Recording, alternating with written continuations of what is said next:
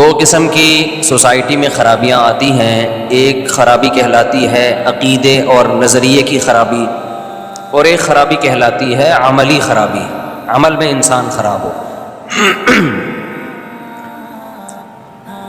ان دونوں قسم کی خرابیوں کی اصلاح کو اصلاح کہا جاتا ہے، تزکیہ کہا جاتا ہے.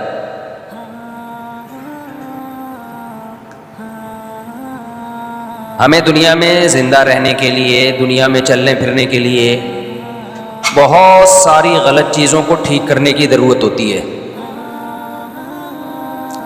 باڈی کو صحیح رکھنے کی ہمیں ضرورت پڑتی ہے. اس کے لیے ہمیں حکیموں سے، ڈاکٹروں سے، ماہرین امراض سے ہدایات لینی پڑتی ہیں. خود سے آپ اپنی باڈی کو ٹھیک نہیں رکھ سکتے. الٹا سیدھا کھاتے رہو گے، غلط لائف اسٹائل ہوگا، بالآخر بیمار ہو جاتا ہے انسان. 20 قسم کی بیماریاں لاحق ہو جاتی ہیں. تو جب تک ڈاکٹروں سے یا کوئی ماہر حکیموں کی ہدایات آپ نہیں لوگے، اس زمانے میں آپ کے لیے اپنے آپ کو صحت مند رکھنا ممکن نہیں ہو. اور کمال کی بات یہ ہے کہ جیسے جیسے قیامت قریب آ رہی ہے، انسان مادی اعتبار سے بھی سیدھے راستے سے ہٹ رہا ہے اور روحانی اعتبار سے بھی سیدھے راستے سے ہٹ رہا ہے. دونوں قسم کی خرابیاں آ رہی ہیں. روحانی اعتبار سے سیدھے راستے سے ہٹنا تو سمجھ میں آتا ہے کہ پیغمبروں سے فاصلہ ہمارا بڑھ رہا ہے. بھائی جتنا نبی صلی اللہ علیہ وسلم سے ہم دور ہوتے چلے جائیں گے زمانے کے لحاظ سے، تو نبوت کی تعلیمات کے اثرات بھی کم ہوتے چلے جائیں گے. صحابہ نے نبی کو دیکھا، تابعین نے صحابہ کو، ان کا روحانی طور پہ گمراہ ہونے کا خطرہ کم تھا. ہم تو 1400 سال کے بعد پیدا ہوئے ہیں، ہمارا خطرہ زیادہ ہے، فاصلہ بہت ہو گیا نا. تو مذہبی لحاظ سے سوسائٹی میں خرابی کا آنا اتنا برا نہیں ہے. مادی اعتبار سے سوسائٹی میں خرابی کا آنا یہ سمجھ سے بالاتر ہے. اس کی میں بھی وجہ بیان کروں گا. پہلے زمانے میں لوگوں کی صحتیں اچھی ہوتی تھیں، اب صحتیں خراب ہو رہی ہیں. پہلے ایسے موٹاپے نہیں ہوتے تھے، اب موٹاپے. پہلے شوگر کے اتنے پیشنٹ نہیں تھے، اب زیادہ ہیں. ہارٹ کے ایسے پیشنٹ نہیں تھے، اب زیادہ ہیں. یہاں ایک سوال پیدا ہوتا ہے، بھائی مادی ترقی تو بڑھ رہی ہے نا. یہ جو میں کہنا چاہ رہا ہوں ایک مثال سے سمجھاتا ہوں، پھر دماغ شریف میں بات انشاءاللہ آئے گی. ہمارے ہاں جامعۃ الرشید میں چند سال پہلے ایک مسئلے پر تحقیق ہو رہی تھی. سب علماء بیٹھے ہوئے تھے، مفتیان کرام بیٹھے ہوئے تھے. آپ کو معلوم ہے کہ چند سال پہلے یہ ایشو کھڑا ہوا تھا کہ کان میں دوا ڈالنے سے روزہ ٹوٹتا ہے یا نہیں ٹوٹتا. ہمارے جتنے قدیم فقہا ہیں تقریباً سبھی یہ لکھتے ہیں کہ کان میں دوا ڈالنے سے روزہ ٹوٹ جاتا ہے. قرآن و حدیث میں اس پر وضاحت سے کوئی بیان ہمیں نہیں ملتا. کچھ لوگ ہو سکتا ہے بے وقوف یہ کہیں کہ جب قرآن حدیث میں نہیں ہے کہ کان میں دوا ڈالنے سے روزہ ٹوٹتا ہے، تو پھر علماء نے کیوں لکھا کہ روزہ ٹوٹتا؟ پہلے کیوں لکھا؟ آج کل نا منجن بہت بک رہا ہے. تو بھائی یہ بھی تو نہیں ہے کہ نہیں ٹوٹتا، یہ بھی تو قرآن حدیث میں کہیں نہیں لکھا نا. تو جب نہ یہ لکھا ہے کہ کان میں دوا ڈالنے سے روزہ ٹوٹتا ہے، نہ یہ لکھا ہے کہ نہیں ٹوٹتا، تو ایسے موقع پہ اجتہاد کیا جاتا ہے. یہ لوگ اکثر دلیل پوچھ رہے ہوتے ہیں نا کہ یہ مسئلہ مفتیوں نے کہہ دیا، قرآن حدیث میں اس کی دلیل دکھاؤ. تو آپ بتا دو ایسا نہیں ہے، اس کی دلیل دکھا دو. کیا خیال ہے بھائی؟ ایسے پاگل لوگ آ رہے ہیں جن سے لوگ متاثر بہت ہوتے ہیں. میں تو حیران ہوتا ہوں اس پہ، ان اسکالر سے متاثر ہوتے ہیں. آپ ان سے کہہ دو یہ مسئلہ غلط ہے تو یوں بتا دو کہ اس کی کیا دلیل ہے. میں نے مسئلہ بیان کیا نا ایک دفعہ جھینگے کے بارے میں، کیکڑا صحیح نہیں ہے. تو لوگوں نے کہا قرآن حدیث سے بتاؤ کیکڑا کھانا حلال ہے. میں نے کہا آپ بتا دو حرام. ہاں قرآن حدیث سے بتاؤ کہ کیکڑا کھانا ناجائز ہے. میں نے کہا آپ بتا دو کہ جائز ہے. ہم جب قرآن حدیث مانگے نا تو پنچر ہو جاتے ہیں، ہوا نکل جاتی ہے. لوگ کہتے ہیں نا، میں نے ایک کلپ ریکارڈ کروایا تھا کہ کیکڑا کیا ہے فقہ حنفی میں جائز نہیں ہے. لوگ کہتے ہیں اسلام میں بتاؤ، فقہ حنفی نہیں بتاؤ. اسلام میں چونکہ اس کے حلال ہونے کی کوئی دلیل نہیں ہے، اس لیے ابو حنیفہ نے اس کو ناجائز کہا. اسلام کی وجہ سے فقہ حنفی میں آیا ہے مسئلہ، فقہ حنفی کی وجہ سے اسلام میں نہیں گیا. تو فقہ حنفی کوئی اسلام سے الگ کوئی چیز نہیں ہے. اور آپ جو بتا رہے ہو وہ بھی تو اسلام نہیں ہے نا، وہ بھی تو آپ کی رائے ہے. کیونکہ اسلام تو اس بارے میں، کیکڑے کے بارے میں کیا ہے؟ لفظ کیکڑے کے بارے میں خاموش ہے. جب خاموش ہے تو پھر دیگر دلائل دیکھے جاتے ہیں کہ اس سے کیا پتہ چل رہا ہے، حلال والے زیادہ ہیں یا حرام والے زیادہ ہیں. اپنی رائے کو اسلام کہتے ہیں، ابو حنیفہ کی رائے کو حنفی فقہ کہتے ہیں یہ لوگ، اور اسلام کے مقابلے میں لاتے ہیں. تو آپ کی بھی تحقیق اگر قرآن و حدیث سے ہے، ابو حنیفہ کی بھی قرآن و حدیث سے ہے، تو دونوں اسلام ہیں. صحیح بات یہ ہے کہ اس میں صحیح والا کون سا ہے. تو ابو حنیفہ کی رائے میں غلطی کا امکان کم ہے، آپ کی رائے میں غلطی کا امکان زیادہ ہے. یوں تعبیر ہونی چاہیے. تو جو بولا کرے نا، ہم پہ اعتراض کرے یہ لوگ کیکڑا نہیں کھاتے، کہتے ہیں کہ اس کے حالانکہ حلال و حرام کرنا تو صرف اللہ کا کام ہے. آج کل ایسے کلپ آ رہے ہیں، مفتیوں نے کیکڑے کو حرام کر دیا، حالانکہ حلال حرام کرنا کس کا کام ہے؟ اللہ کا. تو ان سے بولو حلال کرنا بھی اللہ کا، حرام کرنا بھی اللہ کا. اگر آپ کہتے ہو کیکڑے کے بارے میں حرام ہونے پر کوئی حدیث نہیں ہے، تو آپ حلال ہونے پر دکھا دو، حلال ہونے پر بھی تو نہیں ہے. اب یہاں اجتہاد ہوگا،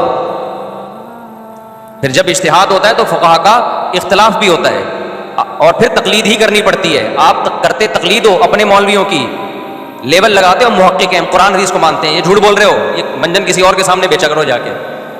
میرا موضوع ہٹ جاتا ہے کیونکہ اس کی فضول چیزیں بہت آ رہی ہیں مارکیٹ میں.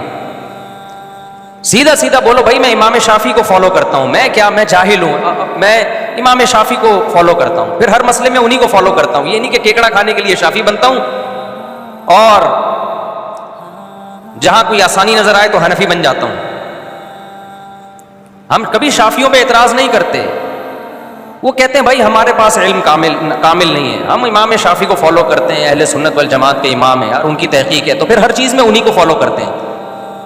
یہ نہیں ہوتا کہ بغیر ولی کے لڑکی نے جب گھر سے بھاگنا ہو تو پھر حنفی کو فالو کرے گی، اور کیکڑا کھانا ہو تو کس کو.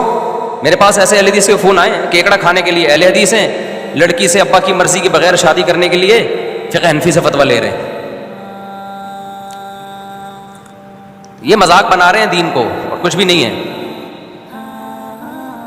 باقی جو کہتا ہے نا سمندر کی ہر مخلوق حلال ہے، حرام ہونے کی کوئی دلیل نہیں ہے اس سے. اور پانی کی ہر مخلوق، تو کیکڑا پانی میں بھی رہتا ہے اور خشکی میں بھی، مگرمچھ پانی میں بھی رہتا ہے اور خشکی میں بھی، کچھوا پانی میں بھی رہتا ہے اور خشکی میں بھی. تو پھر کیکڑا حلال نہیں ہے، پھر کچھوا اور مگرمچھ بھی حلال ہے، اس کے انڈے بھی کھایا کرو. اس لیے جس نے ابو حنیفہ کو پڑھا ہے نا، خدا کی قسم گہرائی میں جا کے وہ کہے گا ابو حنیفہ نے واقعی قرآن و سنت کو بہت ڈیپتھ میں جا کے ایکسپلین کیا امت کے سامنے. یہ لوگ ہم سے ابو حنیفہ چھڑوا کے کہتے ہیں نبی کے پہ آ جاؤ. ہمیں پتہ ہے نبی کی، یہ ابو حنیفہ چھڑوا کے نبی پہ نہیں لا رہے، یہ ابو حنیفہ چھڑوا کے اپنی رائے پہ لے کر آ رہے ہیں، اس کو نبی کی رائے قرار دے رہے ہیں. ہمیں جو سمجھ میں آ رہا ہے وہ نبی کے، ابو حنیفہ جو تھے وہ نبی کو نہیں سمجھا انہوں نے. اٹھا کر پھینک دو باہر گلی میں، نئی تہذیب کے انڈے ہیں بیڈ کو گندے کو انگلش میں ڈرٹی. تھوڑا انگلش کا تڑکا، شعر پرانا ہو گیا نا. اٹھا کر پھینک دو باہر گلی میں، اٹھا کر پھینک دو باہر اسٹریٹ میں، نیو تہذیب کے انڈے ہیں ڈرٹی. یہ شعر پرانا ہو گیا تو تھوڑا میں نے ٹیسٹ چینج کیا اس کا. تو اچھا کمال کی بات ہے، جب ہم جواب میں کوئی کلپ ریکارڈ کرواتے ہیں نا ان کے کمنٹس میں، اس کا ایسے لوگ جو اعتراض کرتے ہیں نا ابو حنیفہ پہ یا علماء پہ، تو جب ہم کلپ ان کے کمنٹس میں نا لنک شیئر ڈال دیتے ہیں تو فوراً لنک اڑا دیتے ہیں وہ لوگ. حالانکہ آپ اگر تحقیق محقق ہو تو بھائی دونوں کی رائے کو سنو. آپ کمنٹس میں سے وہ اڑا کیوں رہے ہو؟ یہ کہتے ہیں نا سب کو سننا چاہیے، تو اپنے مخالف کو سننے کا حوصلہ تو پیدا کرو. لیکن آپ نے ان لوگوں کا ظرف بہت تھوڑا دیکھا ہوگا. یہ کہتے ہیں، دعویٰ کرتے ہیں سب کو سنو، لیکن کمنٹس میں اس طرح کے تمام کمنٹس اور لنک ڈیلیٹ کر کے بتا رہے ہوتے ہیں کہ ہمارے علاوہ کسی کو بھی نہیں سنو. منجن کی بہت ساری قسمیں میرے بھائی.